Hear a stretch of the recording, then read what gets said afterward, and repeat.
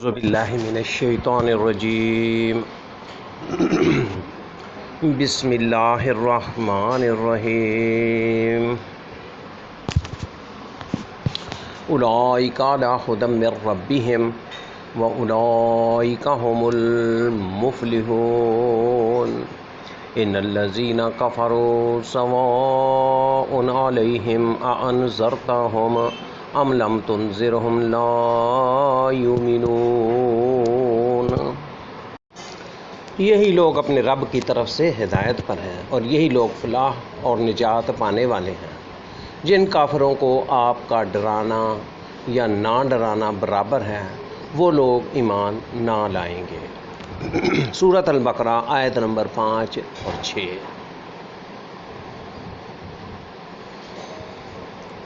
سورۃ بقرہ میں یہ آیات 5 نمبر اور 6 نمبر اولئک علی ھدی من ربہم واولئک ھم المفلحون ان الذین کفروا سواء علیہم اانذرتہم ام لم تنذرہم لا یؤمنون۔ ہدایت یافتہ لوگوں کے بارے میں بتایا گیا ہے۔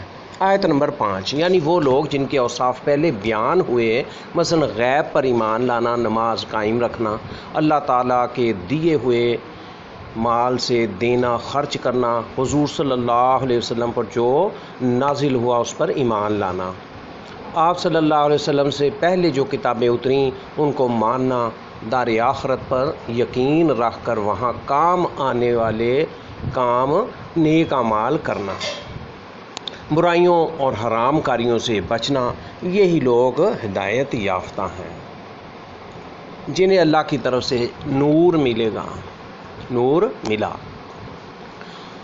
اور بیان و بصیرت حاصل ہوا، اور انہی لوگوں کے لیے دنیا اور آخرت میں فلاح و نجات کامیابی ہے۔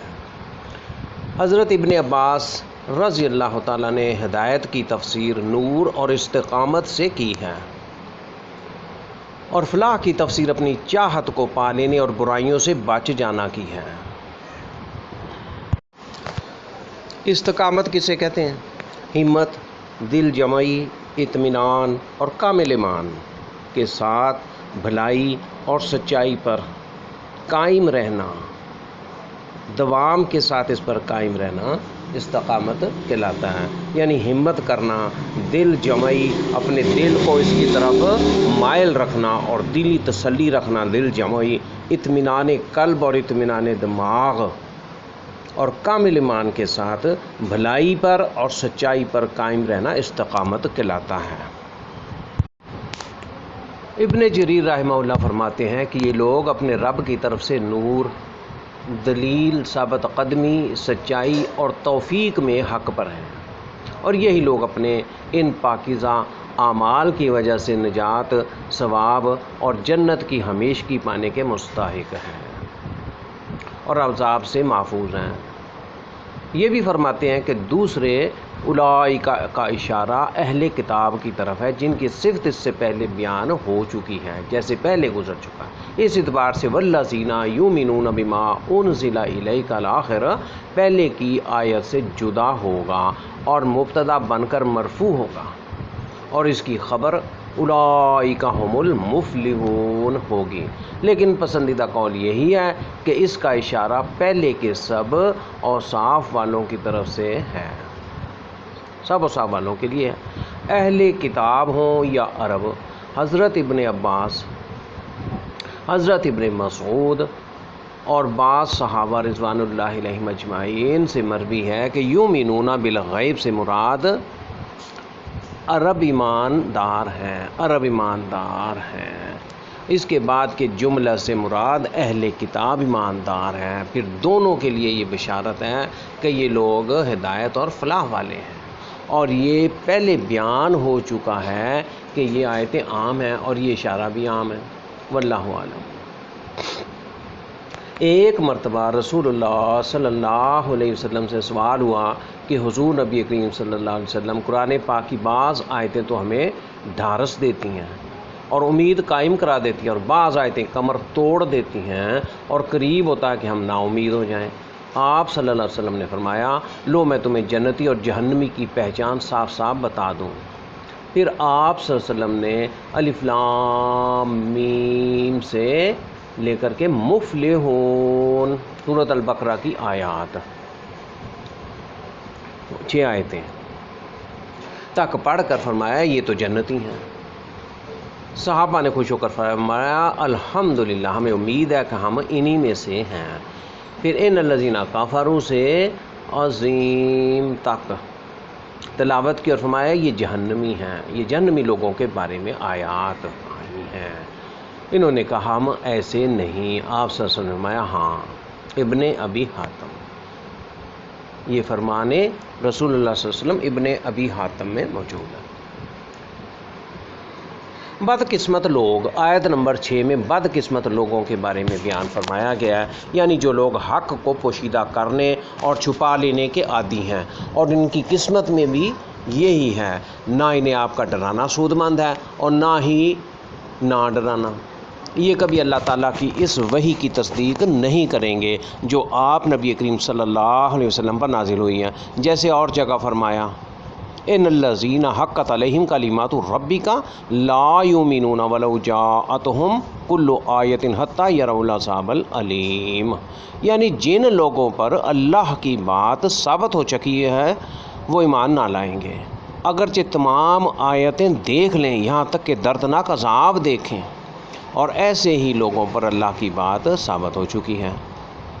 اور ایسے لوگ سرکش اہل کتاب کی نسبت فرمایا وَلَئِنْ آتَيْتَ الَّذِينَ أُوتُوا الْكِتَابَ الْآخِرِ، یعنی ان اہل کتاب کے پاس اگرچہ تمام دلائل لے آؤ تاہم وہ تمہارے قبلے کو نہیں مانیں گے، یعنی ان بد نصیبوں کو سعادت حاصل ہی نہیں ہوگی، ان گمراہوں کو ہدایت کہاں۔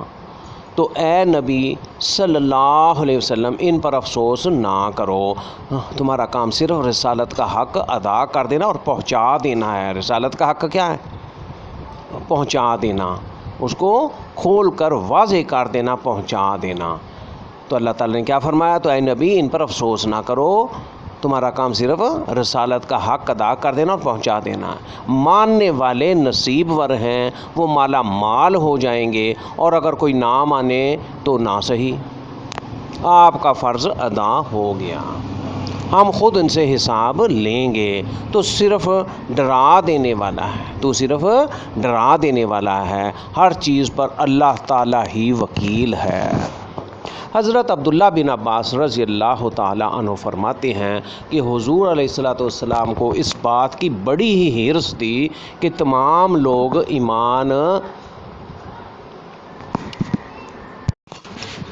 ایماندار ہو جائیں، یعنی آپ نبی کریم صلی اللہ علیہ وسلم کو اس بات کی بڑی حرص تھی کہ تمام لوگ اہل ایمان ہو جائیں، ایماندار ہو جائیں اور ہدایت قبول کر لیں، لیکن رب العالمین نے فرمایا کہ یہ سعادت ہر ایک کے حصے نہیں، یہ نعمت بٹ چکی ہے، جس کے حصے میں آئی ہے وہ آپ کو مانے گا، وہ آپ کی مانے گا، اور جو بدقسمت ہیں وہ ہرگز اطاعت کی طرف نہیں جھکیں گے۔ بس مطلب یہ ہے کہ جو قرآن سے انکاری ہیں اور کہتے ہیں کہ ہم اگلی کتابوں کو مانتے ہیں، انہیں ڈرانے کا کوئی فائدہ نہیں، اس لیے کہ وہ تو خود اپنی کتاب کو بھی حقیقتاً نہیں مانتے، کیونکہ اس میں آپ کے ماننے کا عہد موجود ہے۔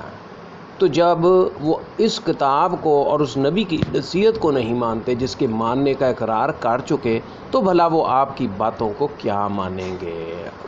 ابو العالیہ کا قول ہے کہ یہ آیت جنگ احزاب کے ان سرداروں کے بارے میں اتری ہے جن کی نسبت فرمانے باری تعالیٰ ہے الم تر الی الذین بدلوا نعمت اللہ کفرا الآخر، یعنی جو معنی ہم نے پہلے بیان کی ہیں وہ زیادہ واضح ہے اور دوسری آیتوں کے مطابق ہیں، واللہ اعلم۔ اس حدیث پر جو ابن ابی حاتم کے حوالے سے ابھی بیان کی گئی ہے، دوبارہ نظر ڈال جائے، لا یؤمنون پہلے جملے کی تاکید ہے، یعنی ڈرانا نہ ڈرانا دونوں برابر ہیں، دونوں حالتوں میں ان کا کفر نہ ٹوٹے گا۔ یہ بھی ممکن ہے کہ لا یؤمنون خبر ہو، اس لیے کہ تقدیر کلام ان الذین کفروا لا یؤمنون ہے اور سواء علیہم جملہ معترضہ ہو جائے گا، واللہ عالم۔ اولئک علی ھدی من ربہم واولئک ھم المفلحون، سورۃ البقرہ 5 نمبر آیت میں وہی لوگ اپنے رب کی توفیق سے ہدایت پر ہیں اور وہی کامیاب ہیں۔ پرہیزگاروں کے 6 اوصاف ذکر کیے ہیں کہ وہ ان دیکھی حقیقتوں پر ایمان رکھتے ہیں۔ اس سے مقصود اللہ پاک کی ذات، فرشتے، جنت اور دوزخ وغیرہ ہیں، ان کے تعلق عقائد سے ہیں۔ اور دوسرے وصف میں اقامت نماز کو بیان کیا ہے۔ اس سے مقصود بدنی عبادات ہیں کہ انہیں اس کیفیت سے ادا کیا جائے کہ جس طرح رسول اکرم صلی اللہ علیہ وسلم نے ان کی تبیین فرمائی۔ تیسرے وصف میں انفاق کا ذکر ہے۔ یہ بہت بڑی خوبی ہے اور صفت ہے، انفاق فی سبیل اللہ۔ اس سے مقصود مالی یا غیر حصی علم الکتاب و سنہ کو عوام تک پہنچانا ہے۔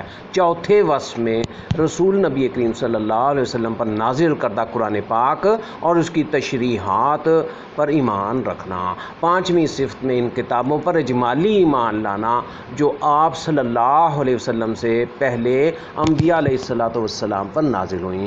چھٹے وصف میں قیامت کے دن پر ایمان رکھنا، جس دن تمام لوگوں کے بارے میں فیصلے سنائے جائیں گے، جس کا نام جزا اور سزا کا دن ہے۔ وہ لوگ جو ان اوصاف کے حامل ہیں، نہ صرف یہ کہ انہیں ان کے پروردگار نے ہدایت پر ہونے کا سرٹیفکیٹ عطا کر دیا، بلکہ ان کی کامیابی سے آگاہ کر دیا کہ اس کا واضح مفہوم یہ ہے کہ جو لوگ ان اوصاف کے حامل نہیں ہیں انہیں تو مسلمان بھی نہیں کہا جا سکتا، اور وہ اللہ پاک کے غیظ و غضب سے نہیں بچ نہیں سکیں گے۔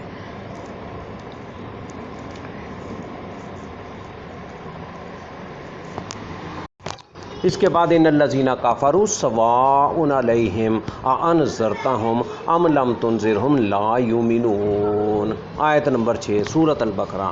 بے شک جنہوں نے کفر اختیار کیا ان کے لیے برابر ہے کہ آپ انہیں ڈرائیں یا نہ ڈرائیں، وہ ایمان نہیں لائیں گے۔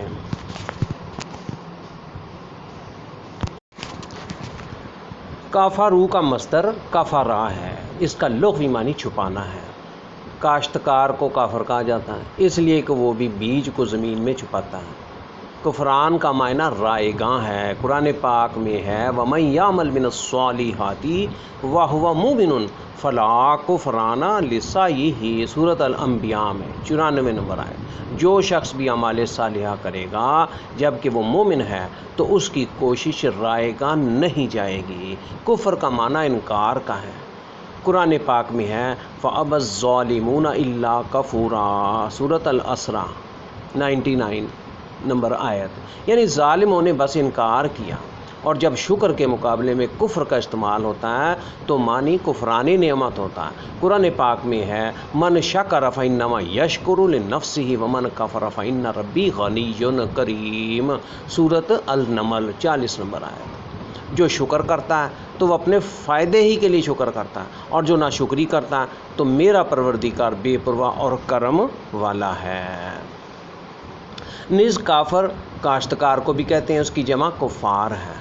قرآن پاک میں ہے اعجب الکفار نباتہ۔ سورۃ الحدید 20 نمبر آیت۔ کاشتکاروں کو اس کی انگوری بھی بھلی معلوم ہوتی ہے، بھلی لگتی ہے کاشتکاروں کو اس کی انگوری۔ پرہیزگار مسلمانوں کے اوصاف جمیلہ کے ذکر کرنے کے بعد اللہ جل شانہ نے فرمایا کہ ذکر کردہ اوصاف کے ساتھ موصوف لوگ ہدایت یافتہ ہیں اور وہ اخروی سعادتوں سے ہمکنار ہوں گے۔ چنانچہ خالص اور مخلص فرما بردار بندوں کا ذکر کرنے کے بعد ان کے مخالفین کا تذکرہ فرمایا۔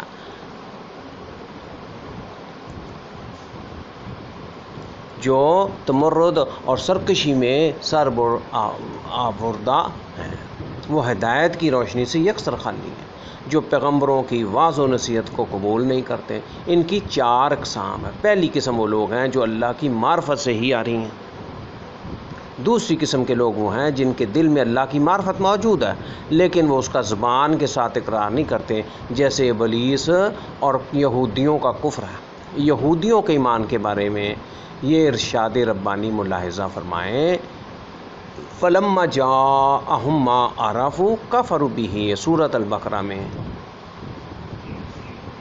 99 نمبر آیت 89 آیت میں۔ پس جب ان کے پاس آیا تو انہوں نے پہچان کر اس کے ساتھ کفر کیا۔ ولما جاءہم ما عرفوا کفروا بہ، پس جب ان کے پاس آیا، یعنی حق ان کے پاس آ گیا تو انہوں نے پہچان کر اس کے ساتھ کفر کر دیا۔ تیسری قسم میں وہ ہیں جن کے دل میں اللہ تعالیٰ کی معرفت موجود ہے، زبان سے بھی اقرار کرتے ہیں لیکن اس کے مطابق اپنی زندگی کو ڈھالتے نہیں، اپنی زندگی میں وہ چیزیں نہیں لاتے، وہ اعمال عقائد اختیار نہیں کرتے، جیسے رسول اکرم صلی اللہ علیہ وسلم کے چچا ابو طالب کا کفر ہے۔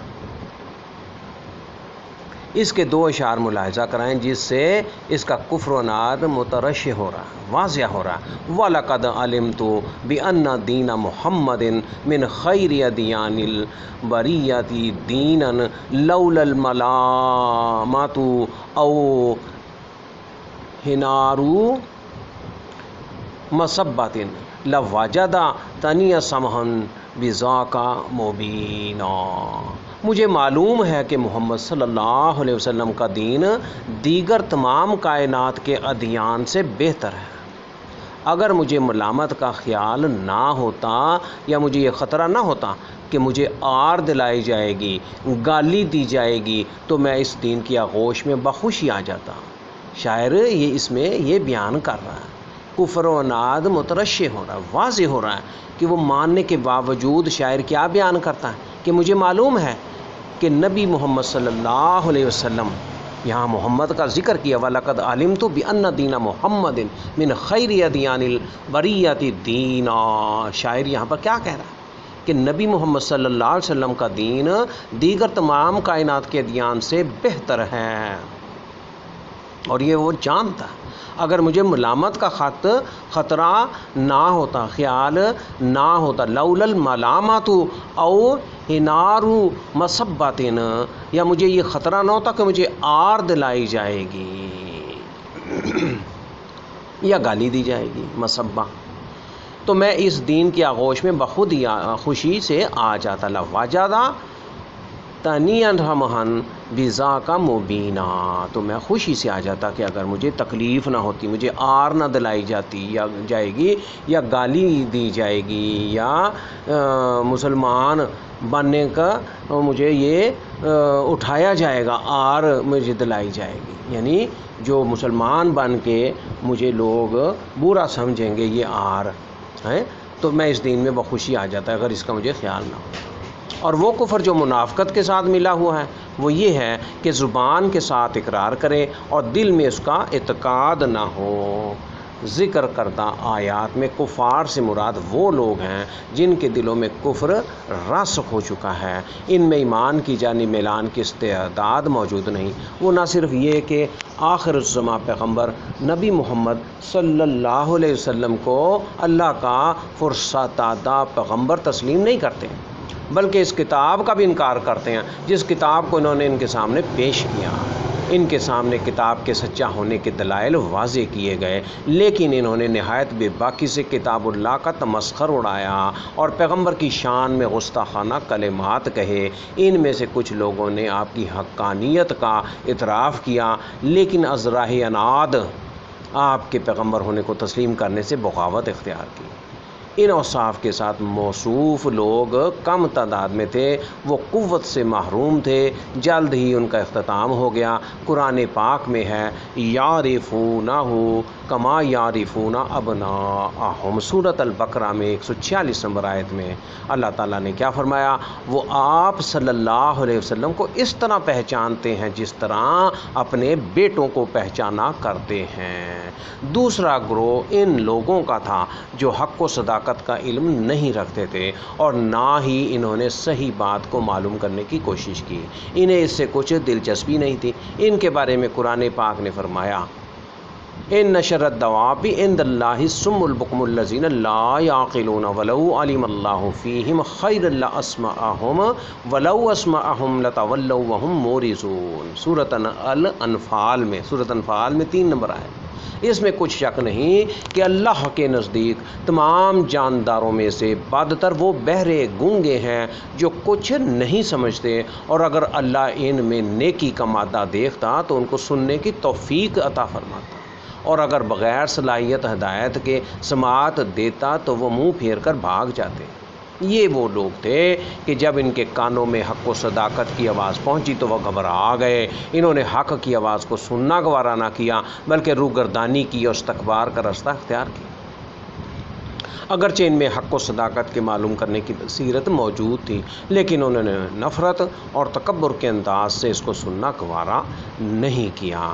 دراصل انہیں وہم لاحق تھا، اگر انہوں نے نئے دین محمدی کو قبول کر لیا تو اس وقت انہیں معاشرے میں جو سیادت اور عظمت حاصل ہے وہ اس سے محروم ہو جائیں گے، جبکہ کثیر تعداد میں وہ لوگ تھے جو معاند، متعصب، ہٹ دھرم قسم کے لوگ تھے، لیکن ان کے دل ضلالت کی آلودگی میں ڈوبے ہوئے تھے، ان میں راہ ثواب کی طلب کی کوئی کرن موجود نہیں تھی اور نہ ہی ان میں کچھ ایسی رغبت تھی۔ ان کے دلوں میں سیادت و قیادت کا حصول کا داعیہ تیز تر تھا، وہ اپنی تمام تر صلاحیتوں اور قوتوں کو مال و دولت کے جمع کرنے، جسمانی راحتوں کے حصول اور شہوات نفسانی کی تکمیل میں نہایت بے باکی کے ساتھ صرف کرنے میں مست تھے۔ وہ اس کے علاوہ کسی دوسری راہ پر رواں دواں رہنے سے خود کو الگ تھلگ کیے ہوئے تھے۔ جب ان کے کانوں میں حق کی آواز پہنچتی یا انہیں راہ ثواب پر چلنے کے لیے کوئی پکارتا تو وہ اس آواز پر کان نہیں دھرتے تھے، چہ جائے کہ وہ راہ حق پر چلنے کی دعوت دینے والے کی آواز سن کر غور و فکر کرتے اور جائزہ لیتے کہ جس راہ میں ہم ڈوبے ہوئے ہیں اور جس راہ کی دعوت ایک طالب حق دے رہا ہے، ان میں کیا فرق ہے، جبکہ وہ ان دونوں کے درمیان موازنہ کرنے اور غور و فکر کے ساتھ ان میں فرق معلوم کرنے کے لیے آمادہ ہی نہ تھے، بلکہ دعوت حق کا انہوں نے مذاق اڑایا اور نہایت بے باکی کے ساتھ حقارت آمیز لہجے میں کہا کہ ہم اس دعوت پر غور و فکر کرنے کے لیے خود کو آمادہ نہیں پاتے اور ہمیں کچھ پتہ نہیں چل رہا کہ ہمیں کیا کہا جا رہا ہے۔ وہ استہزاء اور حقارت کے انداز سے روگردانی کرتے ہوئے یوں کہنے لگے کہ ہم اس دعوت کو سچا مانتے ہیں، نہ اس کی تکذیب کرتے ہیں۔ اس ذہن اور خباثت کے لوگ ہر دور میں کثرت کے ساتھ پائے جاتے ہیں، بالخصوص ان لوگوں میں جہاں جہالت کا غلبہ ہوتا ہے، پھر فطرت سلیمہ کا فقدان ہوتا ہے اور فضائل و مناقب سے جنہیں کچھ واسطہ نہیں ہوتا۔ یہ لوگ چارپائیوں سے بھی بدتر ہیں، جن کا ایک ہی مقصد ہوتا ہے کہ ان کے لیے خوراک کا وفر انتظام ہونا چاہیے، اس کے لیے علاوہ انہیں کسی چیز کا خیال ہی نہیں ہوتا۔ اگلی آیت 7 میں بھی اسی بارے میں اللہ تعالیٰ فرماتے ہیں، ان کے بارے میں فرمایا کہ اللہ تعالیٰ نے ان کے کانوں پر مہر لگا دی ہے، ان پر مہر لگا دی ہے۔ کیا فرمایا؟ ختم اللہ علی قلوبہم وعلی سمعہم وعلی ابصارہم غشاوۃ ولہم عذاب عظیم۔ اللہ نے ان کے دلوں پر مہر لگا دی، ان کے کانوں پر، ان کی آنکھوں پر پردہ ہے، اور ان کے لیے بڑا عذاب علیم تیار ہے، ان کے لیے بڑا عذاب ہے۔ تو ان پچھلی آیات کے ساتھ یہ ملائی گئی ہے، 6 نمبر آیت کے ساتھ 7 کا بڑا گہرا تعلق ہے۔ کیا فرمایا؟ ان الذین کفروا سواء علیہم اانذرتہم ام لم تنذرہم لا یؤمنون ختم اللہ علی قلوبہم وعلی سمعہم وعلی ابصارہم غشاوۃ ولہم عذاب عظیم، کہ بے شک جنہوں نے کفر اختیار کیا ان کے لیے برابر ہے کہ آپ انہیں ڈرائیں یا نہ ڈرائیں۔ یہ نبی پاک صلی اللہ علیہ وسلم کو اللہ تعالیٰ قرآن پاک میں فرما رہے ہیں کہ وہ ایمان نہیں لائیں گے۔ اللہ نے ان کے دلوں پر مہر لگائی اور ان کے کانوں پر، ان کی آنکھوں پر پردہ ہے اور ان کے لیے بڑا عذاب ہے۔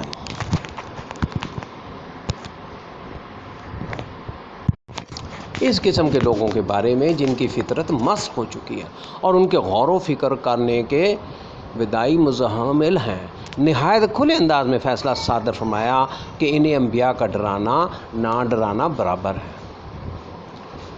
ان میں ایمانی استعداد موجود نہیں، مفقود ہیں، جبکہ کفر و شرک کے ساتھ ان کا گہرا تعلق ہے۔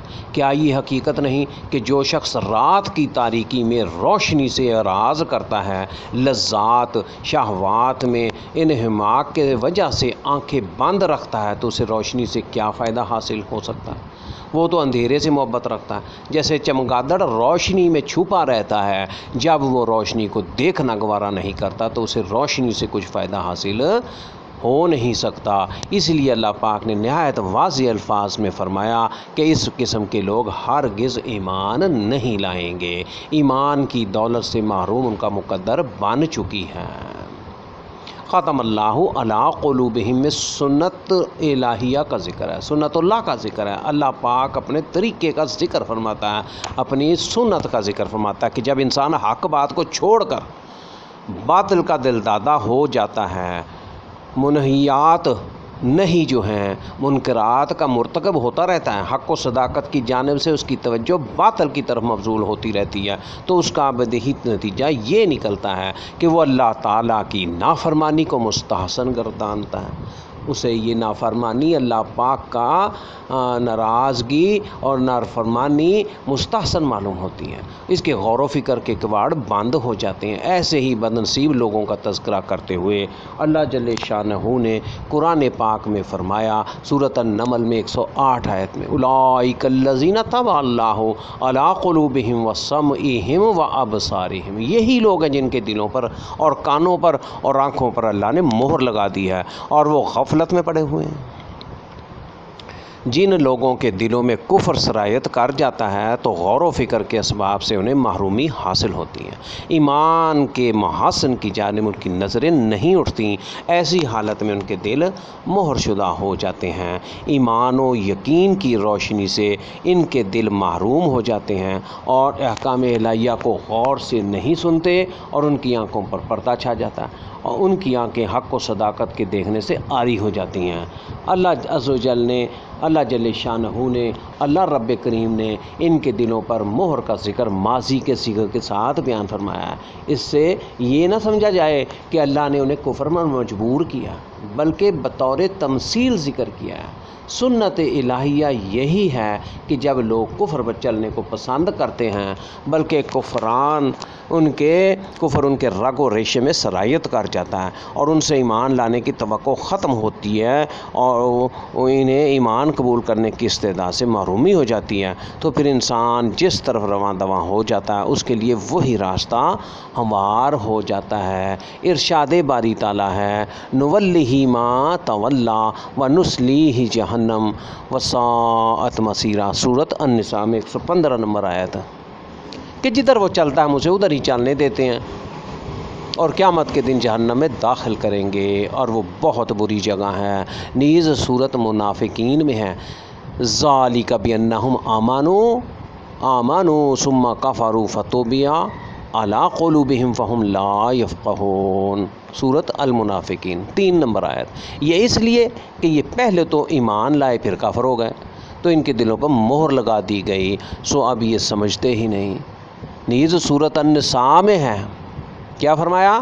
اللہ پاک فرماتے ہیں، فَبِمَا نَقْضِهِمْ مِيثَاقَهُمْ وَكُفْرِهِمْ بِآيَاتِ اللَّهِ وَقَتْلِهِمُ الْأَنْبِيَاءَ بِغَيْرِ حَقٍّ وَقَوْلِهِمْ قُلُوبُنَا غُلْفٌ بل طبع اللہ علیہا بکفرہم فلا یؤمنون الا قلیلا، سورۃ النساء 154 نمبر آیت 154۔ لیکن انہوں نے عہد کو توڑ ڈالا، تو ان کے عہد کو توڑنے اور اللہ کی آیتوں سے کفر کرنے اور انبیاء کو ناحق مار ڈالنے اور یہ کہنے کے سبب کہ ہمارے دلوں پر پردے پڑے ہوئے ہیں، اللہ نے ان کو مردود کر دیا اور ان کے دلوں پر پردے نہیں ہیں بلکہ ان کے کفر کے سبب اللہ نے ان پر مہر کر دی ہے، تو یہ کم ہی ایمان لاتے ہیں۔ دل اور کان کے لیے خاتمہ کا لفظ استعمال ہوا ہے، ان کے دل ادراک سے معروم ہو گئے اور ان کے کان حق بات سننے سے بہرے ہو گئے۔ کس قدر واضح اور مبین بات ہے کہ جو شخص حق و صداقت سننا نہیں چاہتا، سننے سے روح گردانی کرتا ہے، گویا اس نے آواز کو تو سنا لیکن اصل مقصود اس کے کانوں تک نہیں پہنچا، تو اس کو فقط آواز سننے سے کچھ فائدہ نہیں پہنچ سکتا، جبکہ ان ضدی لوگوں کی آنکھوں پر پردے ہیں، جبکہ آنکھیں انسان کو خطرات سے محفوظ رکھتی ہیں اور جن چیزوں کو وہ دیکھتا ہے ان سے عبرت حاصل کرتا ہے۔ اگر کوئی شخص کائنات کی آیات کو غور و فکر کے ساتھ نہیں دیکھتا تو اس کا دیکھنا یا نہ دیکھنا برابر ہے۔ گویا کہ اس کی آنکھوں پر پردہ ہے، وہ کچھ نہیں دیکھ رہا۔ ارشاد باری تعالیٰ ہے فَإِنَّهَا لَا تَعْمَى الْأَبْصَارُ وَلَٰكِن تَعْمَى الْقُلُوبُ الَّتِي فِي الصُّدُورِ، سورۃ الحج میں 46 نمبر آیت۔ بات یہ ہے کہ آنکھیں اندھی نہیں ہوتی، بلکہ دل جو سینوں میں ہے وہ اندھے ہو جاتے ہیں۔ وَلَهُمْ عَذَابٌ عَظِيمٌ، اور ان کے لیے بہت بڑا عذاب ہے۔ عذاب سے مقصود تکلیف دہ چیز ہے جس کے سبب زندگی میں کچھ مزہ باقی نہ رہے اور خوشی کافور ہو جائے، ختم ہو جائے۔ عذاب میں سلب ماخوذ مقصود ہے، یعنی خوشگوار زندگی مسلوب ہو گئی ہے۔ علامہ بیضاوی رحمہ اللہ نے عذاب کا مفہوم روکنا ذکر کیا ہے، چونکہ الماء العذاب ٹھنڈا پانی پیاس کو دور کرتا ہے۔ الماء العذب ٹھنڈا پانی پیاس کو دور کرتا ہے، اس لیے اس کو عذب کہا جاتا ہے۔ اب یہاں ایک سوال پیدا ہوتا ہے کہ ذکر کردہ دونوں آیات میں اس بات کی وضاحت ہے کہ آپ کافروں کو ڈرائیں یا نہ ڈرائیں برابر ہے، وہ ایمان نہیں لائیں گے۔ تو اس کا کیا جواب ہے؟ ان سے مقصود وہ لوگ ہیں جو اللہ کے علم میں بدبخت ہیں اور ان کے ایمان لانے کی امید نہیں ہے، بلکہ یقین ہے کہ وہ ایمان نہیں لائیں گے، جیسے ابو جہل، ابو لہب وغیرہ۔ اس قسم کے لوگوں کو ان لوگوں پر ڈرانے کا کچھ اثر نہیں ہوتا۔ ابو جہل نے برملا اعلان کیا، جس کا ذکر قرآن پاک میں موجود ہے۔ اللہم ان کان ھذا ھو الحق من عندک فامطر علینا حجارۃ من السماء او ائتنا بعذاب علیم، سورۃ انفال میں 32 نمبر آیت میں۔ اے اللہ، اگر یہ قرآن تیری طرف سے برحق ہے تو ہم پر آسمان سے پتھر برسا یا کوئی اور تکلیف دینے والا عذاب بھیج دے۔ ابو جہل نے برملا یہ اعلان کیا جس کا اللہ تعالیٰ نے قرآن پاک میں ذکر کیا۔ اللہم ان کان ھذا ھو الحق من عندک فامطر علینا حجارۃ من السماء او ائتنا بعذاب علیم، کہ اے اللہ اگر یہ قرآن تیری طرف سے برحق ہے تو ہم پر آسمان سے پتھر برسا یا کوئی اور تکلیف دینے والا عذاب بھیج۔ جبکہ ابو لہب اور اس کی بیوی کے بارے میں نص صریح ہے، تبت یدا ابی لہب وتب ما اغنی عنہ مالہ وما کسب سیصلی نارا ذات لہب وامرأتہ حمالۃ الحطب فی جیدہا حبل من مسد، سورۃ اللہب 30ویں سپارے میں، کہ ابو لہب کے ہاتھ ٹوٹیں اور وہ ہلاک ہو جائے، نہ تو اس کا مال اس کے کچھ کام آیا اور نہ وہ جو اس نے کمایا، وہ جلد بھڑکتی ہوئی آگ میں داخل ہوگا، اس کی جورو بھی جو ایندھن سر پر اٹھائے پھرتی ہے، اس کے گلے میں مونج کی رسی ہوگی۔ ابو طالب آپ کے چچا کے بارے میں نص صریح موجود ہے، انک لا تہدی من احببت ولکن اللہ یہدی من یشاء، سورۃ القصص 56 نمبر آیت۔ اے نبی کریم محمد صلی اللہ علیہ وسلم، تم جس کو دوست رکھتے ہو اس کو ہدایت نہیں کر سکتے، بلکہ اللہ ہی جس کو چاہتا ہے ہدایت کرتا ہے، اور وہ ہدایت پانے والوں کو خوب جانتا ہے۔ دوسرے مقام پر وضاحت موجود ہے، وَمَا أَنْتَ بِهَادِ الْعُمْيِ عَنْ ضَلَالَتِهِمْ إِن تُسْمِعُ إِلَّا مَن يُؤْمِنُ بِآيَاتِنَا وَهُمْ مُسْلِمُونَ، سورۃ الروم میں 53 نمبر آیت۔ اور نہ اندھوں کو گمراہی سے نکال کر رستہ دکھا سکتے ہو، تم تو انہی کو سنا سکتے ہو جو ہماری آیتوں پر ایمان لاتے ہیں اور وہ فرما بردار ہو جاتے ہیں۔ ایماندار کا اعتقاد یہ ہو کہ وہ ہر چیز اللہ کی مشیت کے تابع ہے۔ ارشاد باری تعالیٰ ہے وَلَوْ شَاءَ رَبُّكَ لَآمَنَ مَنْ فِي الْأَرْضِ كُلُّهُمْ جَمِيعًا أَفَأَنْتَ تُكْرِهُ النَّاسَ حَتَّى يَكُونُوا مُؤْمِنِينَ، سورۃ یونس 99 نمبر آیت میں۔ اور اگر تمہارا رب چاہتا، تمہارا پروردگار چاہتا، تو جتنے لوگ زمین پر ہیں سب کے سب ایمان لے آتے، سب کے سب ایمان لاتے۔ تو کیا تم لوگوں پر زبردستی کرنا چاہتے ہو کہ وہ مومن ہو جائیں؟ آئیے اب سورۃ البقرہ کے پہلے رکوع کی طرف، اس کا ہم ترجمہ لفظاً دیکھتے ہیں۔ سورۃ البقرہ مدنی سورت ہے، یہ 87 نمبر پر نازل ہوئی ہے اور دوسری صورت ہے قرآن پاک میں۔ لفظی ترجمہ اس کا ہم دیکھتے ہیں، بسم اللہ الرحمن الرحیم، شروع اللہ کے نام سے جو بڑا مہربان نہایت رحم کرنے والا۔ الف لام میم، الف لام میم، ذالک الکتاب لا ریب، ذالک یہ، الکتاب کتاب ہے، لا ریب کوئی شک نہیں، فیہ اس میں، ہدی للمتقین پرہیزگاروں کے لیے ہدایت ہے، ہدن ہدایت ہے، للمتقین متقین کے لیے، پرہیزگاروں کے لیے۔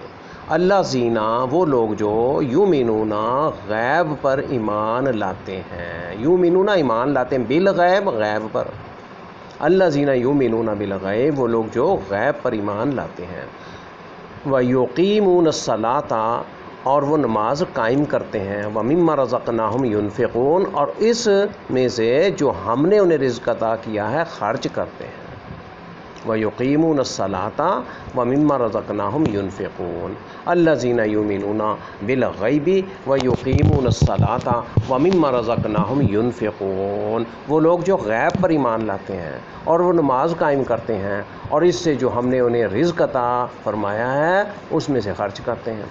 والذین اور وہ لوگ جو یؤمنون ایمان لاتے ہیں، بما انزل الیک اس پر جو نازل کیا گیا آپ کی طرف، نبی محمد صلی اللہ علیہ وسلم کی طرف، وما انزل من قبلک اور جو نازل کیا گیا آپ نبی محمد صلی اللہ علیہ وسلم سے پہلے، وبالآخرۃ ہم یوقنون اور آخرت پر وہ یقین رکھتے ہیں۔ اولئک وہی لوگ، یہی لوگ، وہی متقین لوگ، علی ھدی من ربہم ہدایت پر ہے، وہی لوگ ہدایت پر ہیں اپنے رب کی طرف سے، وَأُولَئِکَ هُمُ الْمُفْلِحُونَ اور وہی لوگ ہی فلاح پانے والے ہیں۔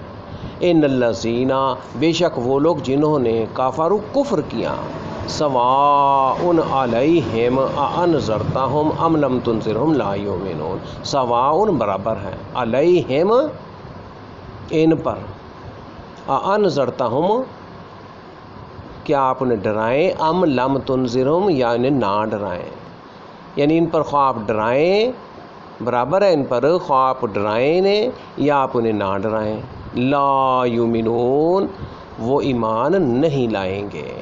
ختم اللہ علی قلوبہم مہر لگا دی اللہ نے ان کے دلوں پر، وعلی سمعہم اور ان کے کانوں پر بھی، وعلی ابصارہم اور ان کی آنکھوں پر پردہ ہے، وَلَهُمْ عَذَابٌ عَظِيمٌ اور ان کے لیے بڑا دردناک عذاب ہے، ان کے لیے بڑا عذاب ہے۔